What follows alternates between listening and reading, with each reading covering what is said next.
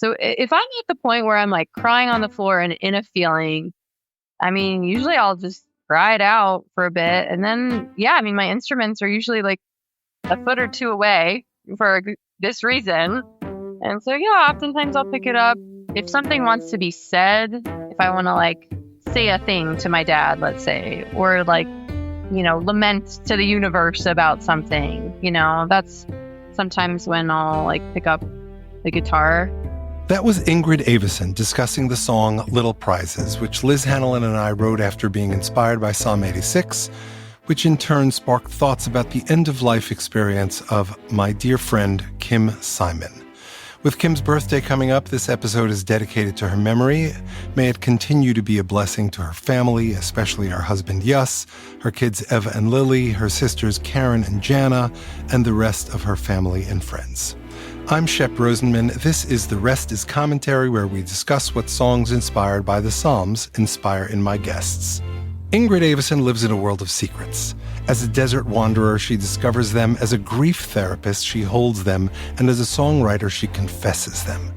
Ingrid's siren vocals captivate listeners while infusing her songs with catchy melodies and provocative, intimate lyrics. Her live shows bring you along a journey that is soulful and psychedelic, raw and aching. Her charismatic presence will have you crying in one moment and laughing in the next, inviting you along what she calls the tears to laughter pipeline. Her 2024 debut record is a cinematic blend of Americana, desert landscapes, lost love, time travel, and mortality. She just released a new single, Low Gravity Day, which you can find wherever music is streamed. As I've told her many, many times, Ingrid is an artist to always be on the lookout for. We discuss grief as a source of pain and inspiration for creativity, how sharing grief through any art form, including songwriting, can foster connection and healing, how collaboration helps build deeper emotional explorations, the impact of how you perform transforms the way a song is received by others, humor as a powerful tool in addressing serious subjects, grief leading to a greater appreciation of life, creating a safer space for emotional expression as the essential ingredient in both therapy and performance, and so much more. Let's start off by listening to Little Prizes.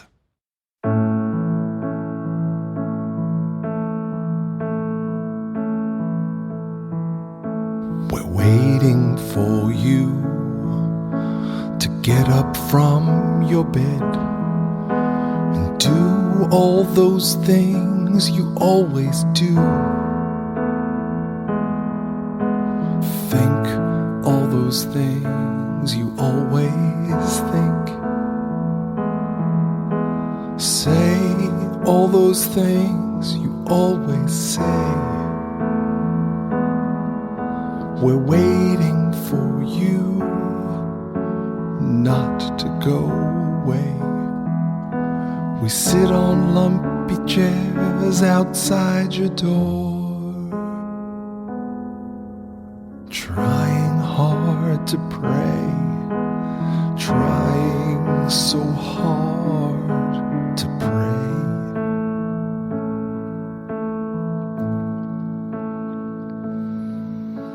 You're getting ready to leave your tired body here, ready to depart this ancient sphere. We're getting ready to lose you, but we're not ready to lose you. The little prizes of the everyday accumulate like a bright collection of yellow smiles, a cabinet of gorgeous curiosities. But this change is coming with such harsh velocity. Such harsh velocity.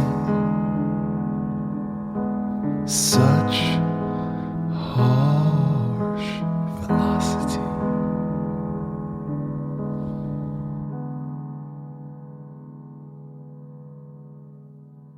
Hi, Ingrid. Hi, Shep. Thank you so much for being here today. I really appreciate it. Thank you so much for having me. It's so good to be here.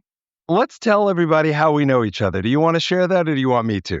Oh, I want to hear your version of it. My version of it. Okay. We're in song school. We're at Amy Speace's class, and we happen to sit next to each other. And Amy selected Ingrid to be her victim student.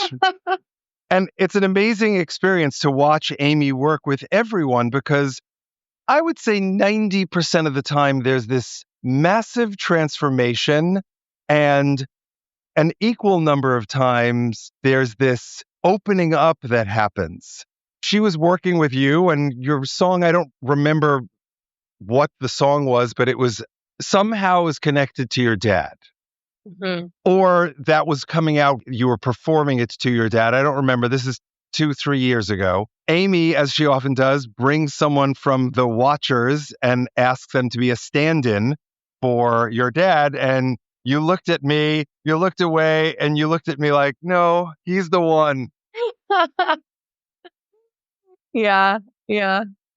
And thus began a beautiful friendship. I remember that afternoon, like I just came over to say hi to you, and you said, I'm going across the river. Do you want to join me for lunch? And we've been friends and colleagues ever since. It's been great. Yeah, I love your version of that. Thank you. Do you have a different version or something to add? It's pretty similar. There were two Amy Speace experiences. The River and the Dead Dad song, those were 2 years apart in my memory. But it doesn't matter because time, what is time really? We're all just living in the multiverse. Exactly. I mean, you got the heart of it and the soul of it. And yeah. Amy Speace brought us together. For sure. And I will share with whoever listens to this that I've said to you, you are the full package. You are smart, talented, great singer, great songwriter, great guitar player, beautiful inside and out.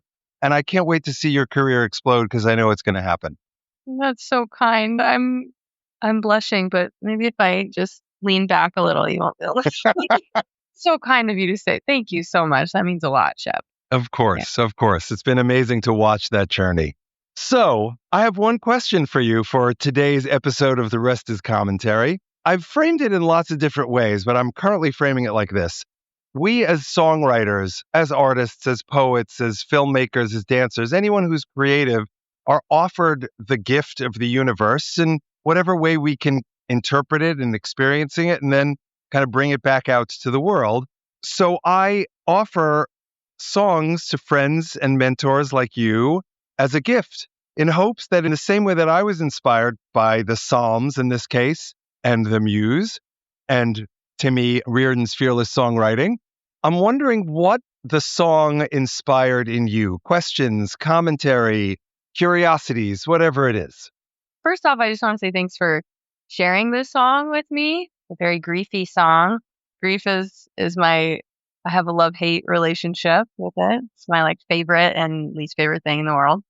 To me, it's a real privilege when anybody shares their grief with me. And for me, I mean, what it inspired was what a lot of great songs inspire, which is it helped me to connect more with my grief in that moment. There were certain lines in the song and just the heart of the song that really moved me. And I was like, oh, yeah, that hits, oh, God, yeah. It made me think of my own experience and feel something about it. And also to feel not alone in my loss. That was some of what it brought up for me when I was listening. I was like, oh, yeah, this is the song I want to talk with Shep about for sure. It was an instant yes. But yeah, it made me wonder about you and you're this person who the song is about, and you wrote it with your partner, right? Yeah, my writing partner, Liz. Yeah. It made me wonder how that process was. I've never personally written a song about someone close to me dying that wasn't just mine. Yeah, those are some of my initial curiosities, as well as just your grief process too, and how different people grieve. I'm having chills right now because we're having this conversation at a moment in time where grief is ever present, even as life is going on. So over the last 2 years, my kind of closest friend group has suffered a lot of loss. The person that was the subject of Little Prizes, her name was Kim Simon. Many of the people that I grew up with in Far Rockaway, New York, or elsewhere on Long Island, ended up moving to Los Angeles. So the people that I went to the Hebrew Institute of Long Island with and to summer camp with, all independently for different reasons ended up in LA. Yossi Simon was blessed to meet Kim many, many years ago. Yossi's one of my friend group, and there's lots of couple friends and there's lots of individual sets of relationships. And Yossi and I always had an independent relationship. Shari and Kim had an independent relationship, and Kim and I had an independent relationship. But we weren't so much couple friends except in a bigger group. And it's not a commentary on anything. It's just life evolves. Everybody's kids are different ages. But I felt very, very close to Kim. Her mission in life, I don't want to overstate it, but she ended up working at the Shoah Foundation for 20 some odd years. And her mission in life was to help prevent, maybe even cure hatred and racism and genocide, and to, in particular, tell the stories that go along with it for the purposes of educating, so that, when Rodney King said, why can't we all just get along, or something like that, I'm like, yeah, that really, really resonates. And on a kind of simplified version, that's what Kim's work was doing. And she was a deep and gorgeous thinker. We would spend hours. My work in the world, obviously, I'm a lawyer. That's how people pay me. But my community work has been about building community and getting people of different communities to engage with each other, to turn diversity into a positive, where we learn from each other. In fact, we were just at a wedding last night, and amidst this grief, life goes on. And the rabbi, Rav Moshe Lichtenstein, I hope I don't butcher this, but basically he said, there's a piece of Talmud that says, a Jewish person outside of Israel is worth X. A Jew who lives in Israel is worth 2X. But a person who moves from outside the U.S. to Israel is worth 10 times. And he articulated the rationale for that as being because you are bringing a multiplicity of cultures and therefore improving the community in that way. That's the impulse I've had for many, many years to do my community work. And Kim and I ended up spending a lot of time talking about that because it related to her work. They're building community in a very different way. They're more educators and resources, but it's a place where we really connected. We also connected on one time we were thinking of opening up a gourmet kosher food shop. Oh my God, I love that. Yeah, so did we. I think she wanted to call it Global Delicacies because she was the person who would find excellent brie or olive oil or any good food. She would find it. That quality of excellence is something she brought to all relationships. And sadly, she had disease that lasted a long time, and you can't prepare for death, but you can prepare, and you prepare by spending more time with people who are ill. I mean, a lot of people shy away from it, but Shari and I are people who show up. We friend hard. We'll show up for you, but it's not just for you. It's for us too. It's a way of being with the people we love and being with their families and helping them through the process. So I'm now kind of segueing into the second question, which was about writing a personal grief song with someone else. I write with Liz during Fearless Songwriting Week. The rest of the time, I write on my own, or I have other people that I write with. And in Fearless Songwriting Week, the prompts take you where they take you. I mentioned before that this is a period of deep grief for me and my close circle of friends. Over the last 2 years, in May, Ivan Wolkind, another dear friend, whom we did not have time to prepare for, died suddenly. In July, when Fearless Songwriting came around, like the way Liz and I work is sometimes I like last night I said, I'm not going to have time, take a stab at something. And as is often the case, once she writes, it's perfect. I don't need to make any changes. But in both this case, Little Prizes, and the song I wrote for Ivan, I did a stream of consciousness. I shared it with Liz. My stream of consciousness sometimes takes a prose format, sometimes takes a poetry format. This one, if I recall correctly, was more poetry than prose. Liz asked some questions, made some notes, probably rewrote pieces of it. In fact, I'm positive that Lumpy Chairs is Liz's. All of it smacks as her kind of refinement, but she's so careful to make sure that whatever she's doing is both consonant and consistent with my feelings and what I'm trying to do. So writing with her is really easy. I mean, we've only been writing together over Fearless for 2, maybe 3 years. And in that time, we've written probably 90 or so songs. I don't have a number. And just as she helped me process my losses, this week is also Fearless Songwriting Week. And she told me before this week started that her very good friend from, right after high school, she died suddenly. So when you collaborate with anyone, there's got to be a level of intimacy and trust. I can't do this type of collaboration with Shari, but she has no interest in this type of collaboration. I collaborate with her throughout the rest of my life. So the fact that I have someone like Liz to do this with, it's just, what a gift. Because she'll really push me. Like, what do you mean here? What are you getting at? It not only flows through head into heart and back, and it's a really great cycle for me, because I feel like this was a really hard one to write. It wasn't even grief. It was waiting for grief.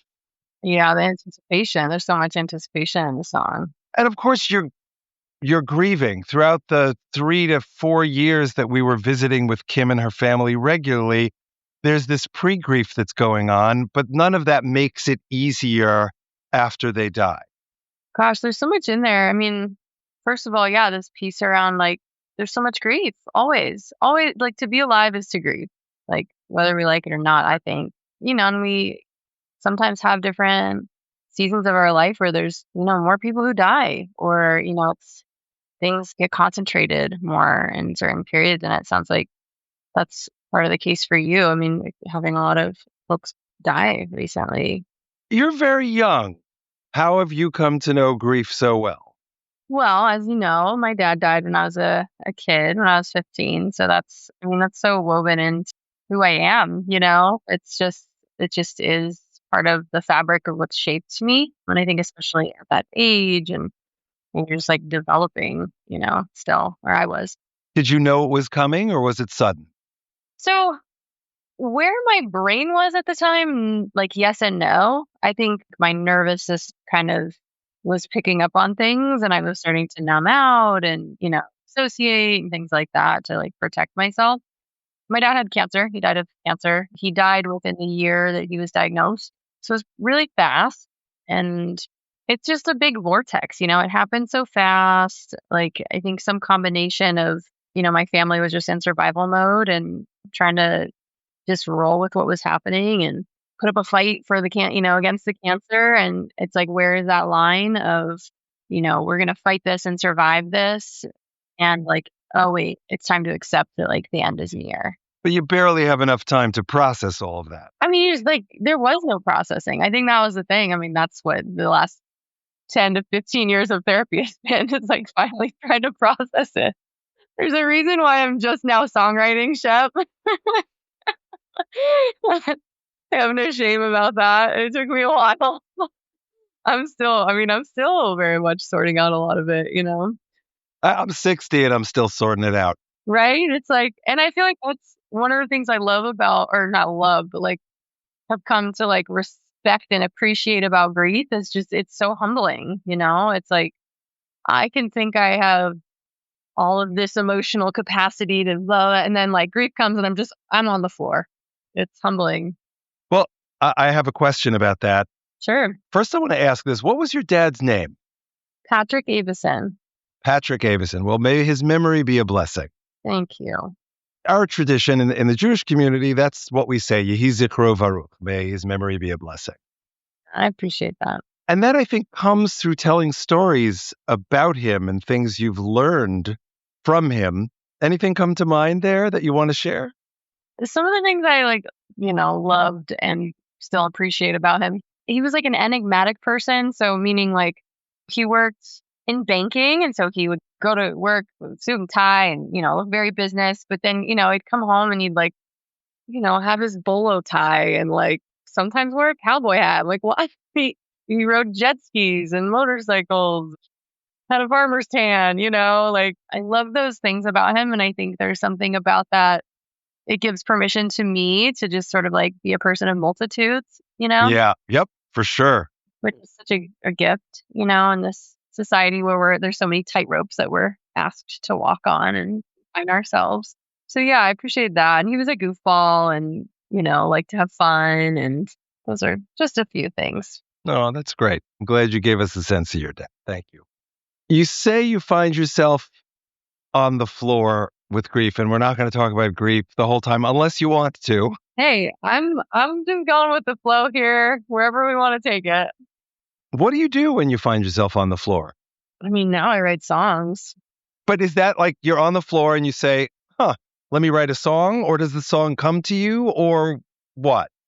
I don't want to paint an accurate picture. There's a number of things that can happen at that point in my process. Sometimes it's eating a bag of dried mango.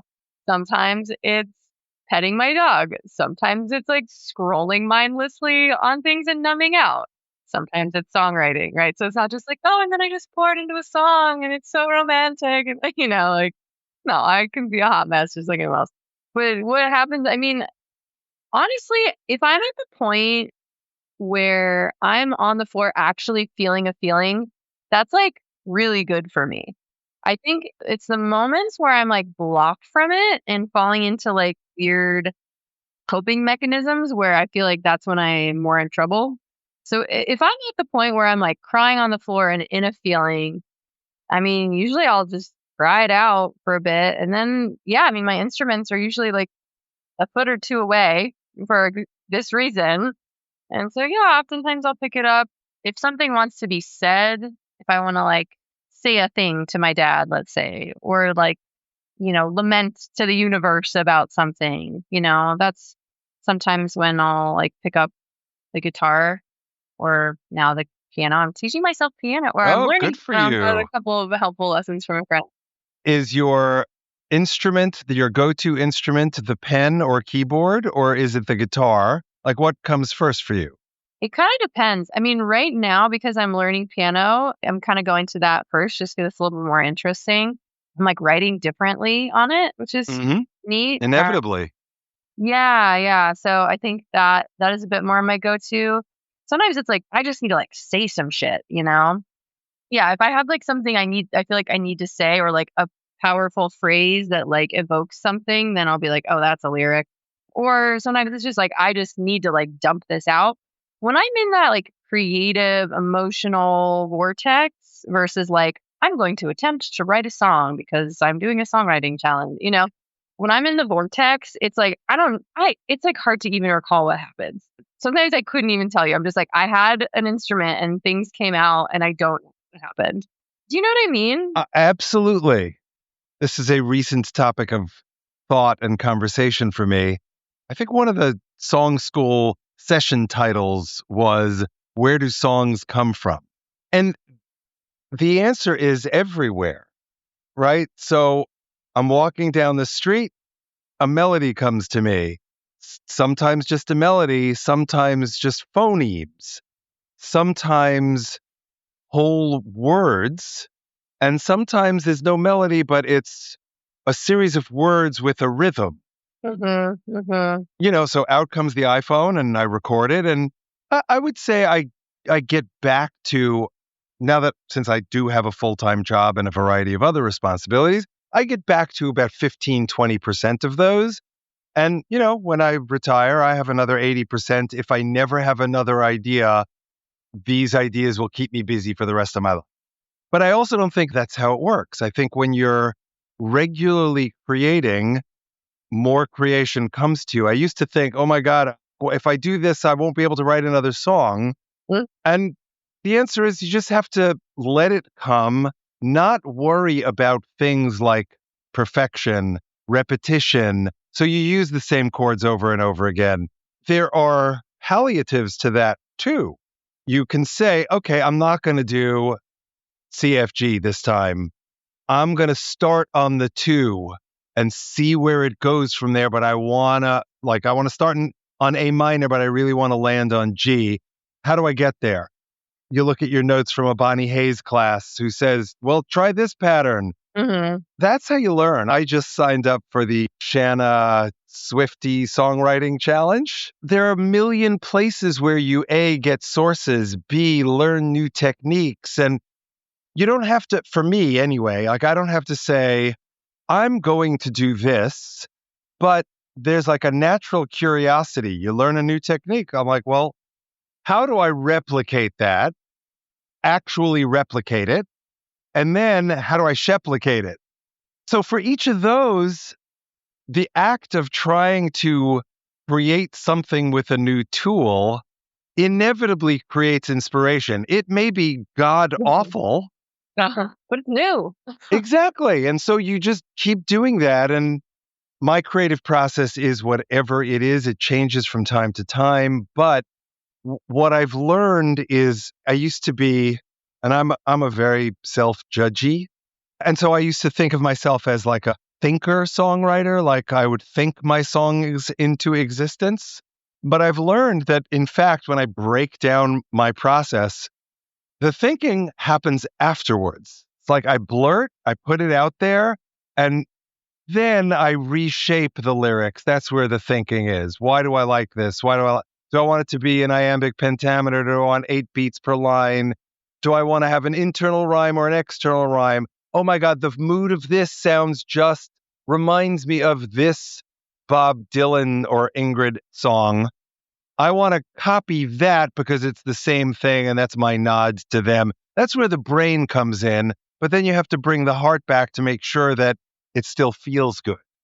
Totally. Yeah. The emotional, soul, creative tether part is so different than the editor for me too. I think I've heard that from most songwriters, but yeah, I remember the first year after song school, when I just started writing songs and I didn't understand how creativity works. I still don't, but I know what it's not. I remember just thinking oh, well, that's it. I wrote all the songs because they're all right. That's a finite resource and I just squeezed the lemon and I'm just dried up now.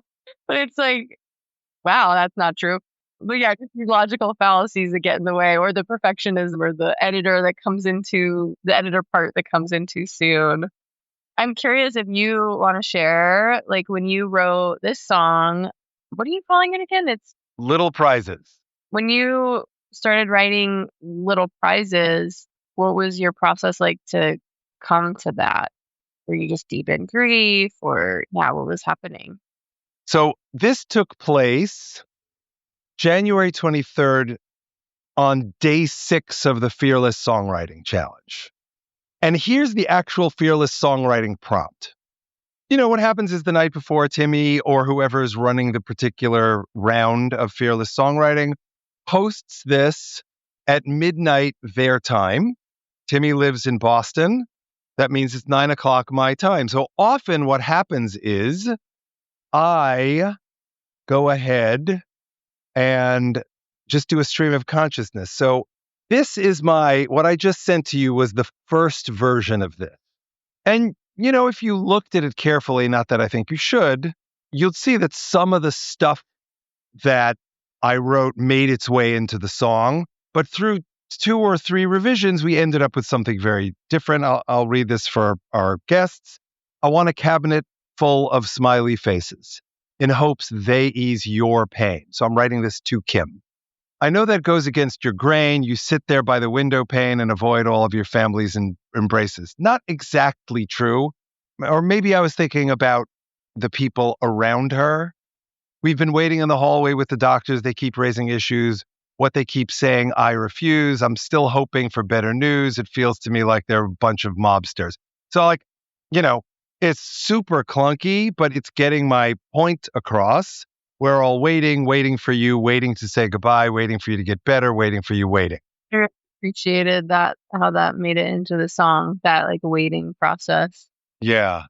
Well, and Liz correctly identified that was the primary theme, which is how it became like the first line. We're waiting for you to get up from your bed and do all those things you always do. Yeah, I really appreciated that first line. And that's the thing. Whenever, we're focusing on grief right now. But again, I was at this wedding last night. For the last several weeks, everyone around the wedding has been waiting for the groom and bride to walk down the aisle. It's a different type of anticipation. It's one we look forward to. It's one that creates longing and love and connection. But it's the twin side of the process. It's the other side of the coin to grief. And that's why I think we feel it so palpably. And ultimately, one of the things that I've been meaning to ask throughout this conversation, but we keep digressing, which is the nature of true friendship and conversation, is you're processing your emotions through song, and processing emotions is directly related to what you do every day for other people. I don't know exactly what kind of therapy, but you are a therapy practitioner of some sort. I'm a grief and trauma therapist, and so we're a little bit on the nose here. We're just like a little bit on the nose. Yeah, I have a private practice, and I split my time between being a therapist and being a performing musician. So Amy's class that we talked about earlier, that was actually a really important moment for me to drop into performance in a different way. I just hadn't tapped into before. And there were all these things that kind of clicked for me in her class. And a lot of what clicked were all these parallels that I was already doing as a therapist. And they're obviously very different roles, but there are these like similarities. So like, for example, with her class, like it showed me the power of performance. In her class, she has you like, sing the song and then sing it after she helps you drop in on another level. And for me, that process was so transformational. When I first sang the song, I just wanted people to like it. I just wanted it to sound good. I just wanted people to like it. I wanted people to like me, like classic kind of insecurities as a performer. And then, she like asked these series of questions, help, like, who are you singing to? Why? What are you trying to tell them? What are you trying to give them? What are you trying to get from them? And it just completely wipes away the, like, I'm not in the same part of my brain anymore that's worried about somebody liking me. I'm just on another level. I'm in the heart and the soul of the song and what it's really about. And to me, that was such a transformational and beautiful process. And I remember both the like feeling in my body and soul, and then like the connection to the people I was actually singing this song in front of dropped into like this whole nother plane, and it was so palpable. And that's just such a beautiful thing for me, that is like healing something deeply in me, that's doing more justice to the song. I think it's offering, it's more of service. And there's like more of this like exchange and connective experience versus just like, and I want to sing this song so that people think it sounds good. And that's a part that I work with, and like still tend to, but that's why I try to do 80s stuff, is to, really come back to like the more soulful space, Yeah, for sure. And it's an amazing methodology. I mean, at this point, I've taken a whole bunch of classes with Amy, a whole bunch of classes with Ellis and Terry, a whole bunch of classes with Vance, a whole bunch of classes with Rebecca. There's overlap in all of them. Yeah. But they all have different methodologies for trying to address the same thing. Amy's works really, really well. I find myself using each of them in different moments. But what I was going to say about the transformation that occurred with you in Amy's class was palpable was exactly the right word. I can't say that everybody experienced this, but I certainly know the people around me.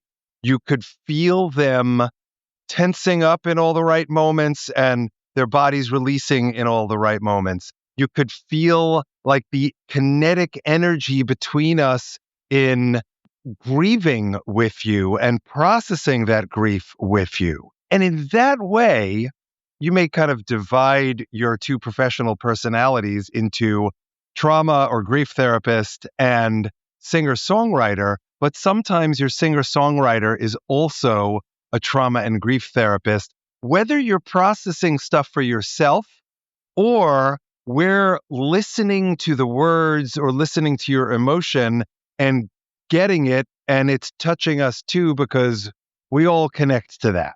Right.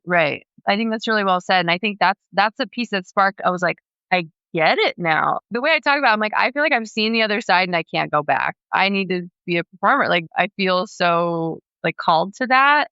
You said like we all like know these like certain feelings, right? And it's like to create the kind of container like through a song where people and a performance where people can really like step into it, the world that you're creating through that song and through that performance. I need to be connected to my own humanity and the parts of my humanity that are like in the song.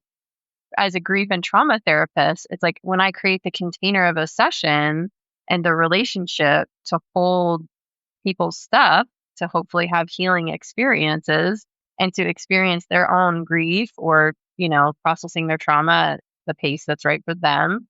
I can't be a robot. I can't be worried about, I hope this person likes me right now. Or if I'm doing that, I'm not being very effective, likely. By the way, that's also identical to the moment where, as a singer songwriter, like if you're too in your head, you're not going to be able to get people to experience what you want them to experience. It's the same concept there. Right. Well, it's such a paradox. It's like to get the thing, for me anyway, like to get the thing that I want, which is this like connective, soulful, healing exchange. I can't want it too hard. It's a different access point. I reach that through a different non-linear way. Oh, I have to actually just have Shep right in front of me and pretend he's my dead father and sing the song to him. It's fine. But it helped. And now your body and your brain, your soul, to the extent you believe in that, have a touch point to say, okay, that's the emotion, that's the process. Okay, Shep's not actually in front of me right now, but this song is about my cousin Jane. I'm going to envision Jane. You have the neural pathways to make that work. Totally. Exactly. Yeah. It's like a worn path. Right. Do you find that your work as a grief and trauma therapist, that your songwriting responds to it, comes out of it, or is a cleanser from it, or both? All of the above. Yeah. I mean, in a sense, like you spoke to this already, it's, like where do songs come from, right? It's like, I'm definitely a believer that they're influenced by me and my life experiences, but they're definitely not all me. It's a process of channeling and then, we refine it later and we edit and we have a different part of our brain and all that. But I'm a product of my environment, everything that I come in contact with and forces of nature I can't see or understand. Yeah, I mean, I'm definitely impacted by my clients and I want to be. I think that the day that I stop letting myself be impacted by people, the day I should probably stop being a therapist. Again, it's like this like this human exchange that needs to be there. So I definitely like sometimes I, use songs to help me hold what I'm holding for others. I learn so much from my clients. I learn so much from them. And so many times, like, they'll be processing something that I'm like, oh, yeah, I'm working on that too. I don't necessarily always say that in the moment. I'm a big proponent that like therapists, we should let ourselves be human and remind people that we have the answers to everything. I get a lot of people understandably looking for answers, but, not to have the humility of those things. But But there's a balance to it. Like you have to both be on a pedestal and not be on a pedestal, because people want to relate to you as a human, but they also need to remember that you're a professional and professionals have some of the answers. And, like I like to use this language. When I'm going to professional, they're my rabbi on whatever the thing is. Accounting, plumbing, grief therapy. You talk it through with them, you challenge them, but productively, healthfully. And, typically I find that a good process like that is going to get the best result for you. And then you move on and you grow and you build and you come back to your professional for whatever it is when you need them. I love that you're kind of honoring that. It reminds me of I don't know if you looked at the whole source sheet, but there's a great quote in there from Rabbi Sachs. He was like one of the greats of the last century. He was the chief rabbi of the Orthodox community in the UK, and he's beloved by most of the Jewish community and even by people who aren't Jewish. But he says here, all you need to do is to write your chapter in the story, do deeds that heal some of the pain of this world, and act so that others become a little better for having known you. Live so that through you our ancient covenant with God is renewed in the only way that matters, in life. Putting aside the covenant piece, another rabbi of mine, Rabbi Yitz Greenberg or Irving Greenberg, says that he tried to condense the whole of the Torah, the Bible, into one word, and he could not. The best he could do was condense it to two words: choose life. As a songwriter, you're choosing life. Whether it's brief stuff that you're exploring or comedy, which I want to come to in a minute, and we'll probably wrap up after that. As a therapist, you are helping people choose life, and in so doing, you're choosing life yourself. So that's really, really powerful.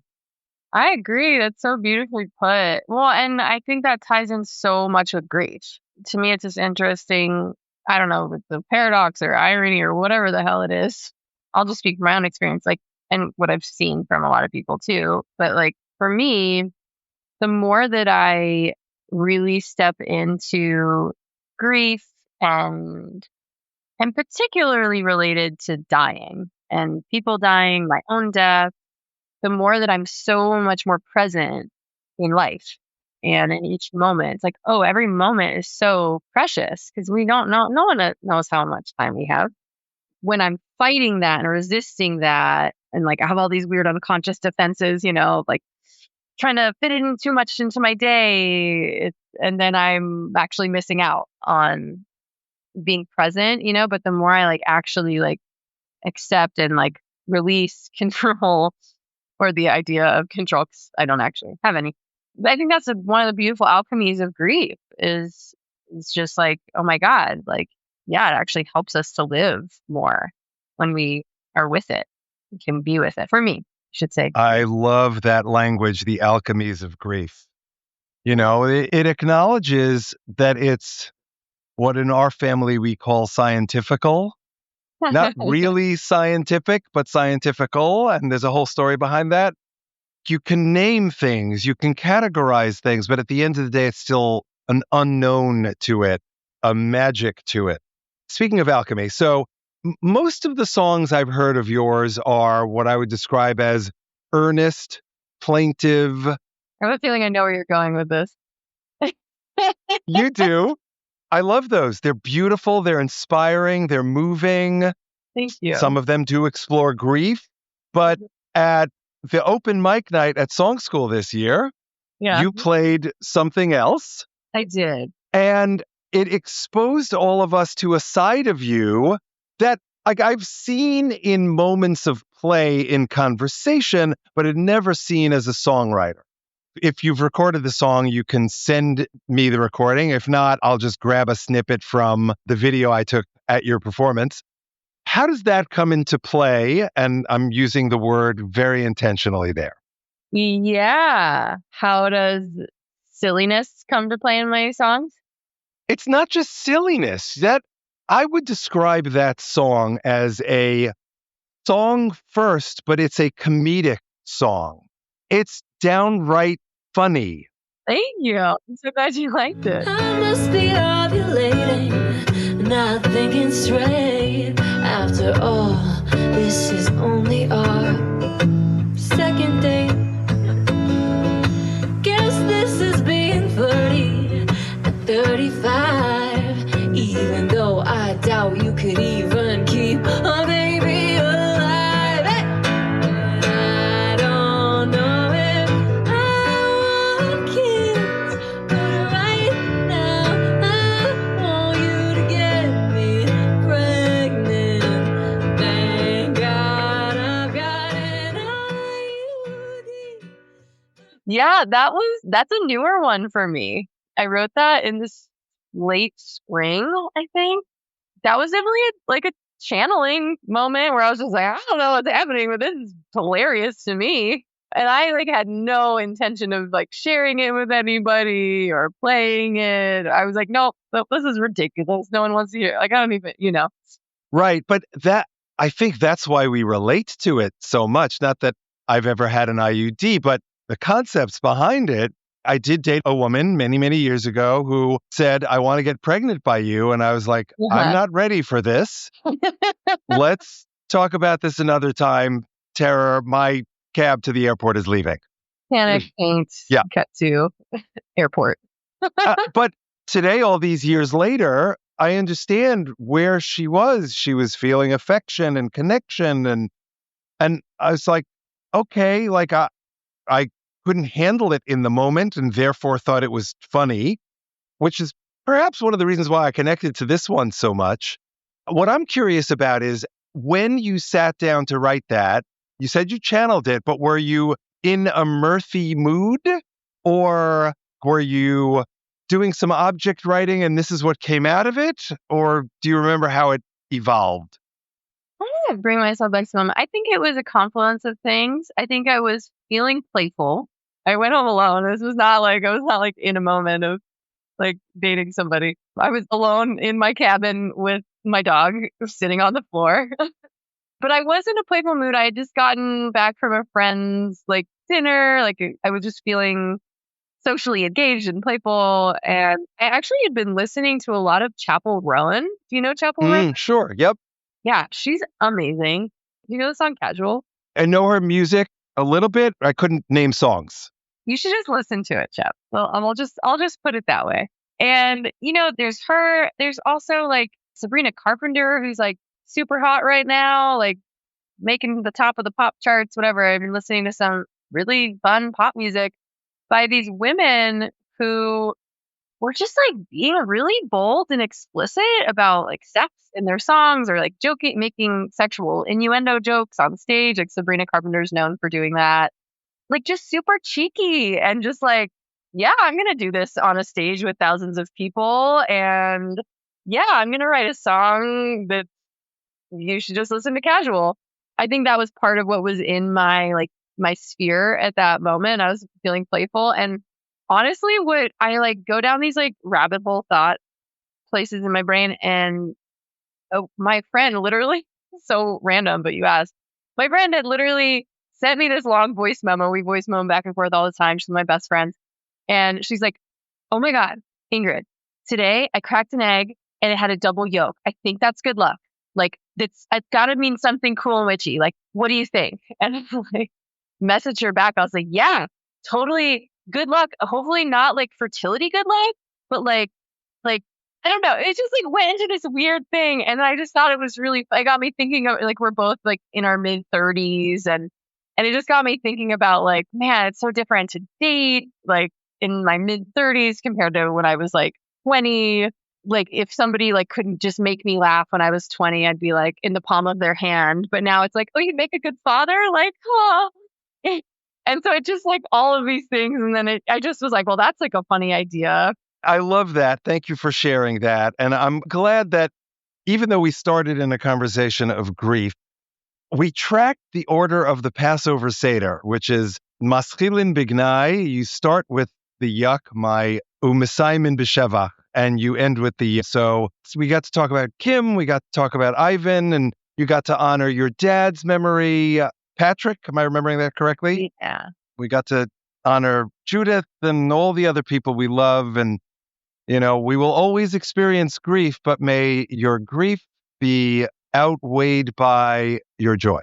You're awesome. Thank you so much for doing this. Thank you so much, Shep. I so appreciate it. And yeah, this is such a treat. I actually brought, to kind of ground me and get some good energy, I brought a picture of my dad to have here. Oh, And that's I brought amazing. a rock from Utah, which is a really griefy spot for me and holds a lot.